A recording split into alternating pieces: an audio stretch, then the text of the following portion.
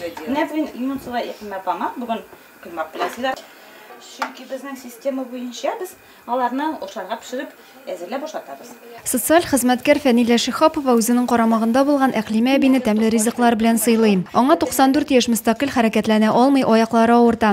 Изге күңелле һәрчак ярдәм кулы сузарга әзер торучы Фәнилә ханым кайгыртуына мохтаҗ ул. Аларның менә өчесе система долговременного ухода дип атала торган системада. Аларның менә мин көн саен бу өч әбигә көн саен барам.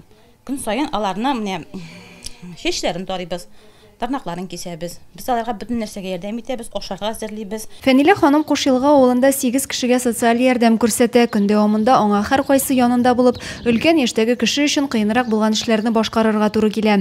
Әби бабайлар да мактап кына телгә ала. Мактамаслык та түгел. 5 ел дәвамында күпме өлкән кешенең ярдәмчесенә һәм яраткан кызына әверелгән инде ул. Нәрсә ашасын килә?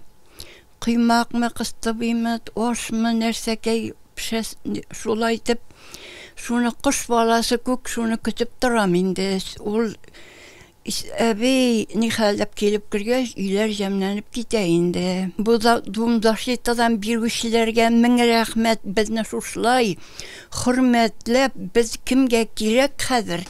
Безне хөрмәтләп, шулай итеп, безне тәрбияләгән өчен барысына мең рәхмәт. Ә мондый рәхмәтләре бу гомер эчендә күпме җыелгандыр, шуның берсе генә дә 1000 бәладән коткара диләр бит.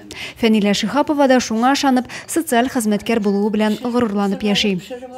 Адилә Бирханова, Дин Сипатов, Зей хәбәрләре.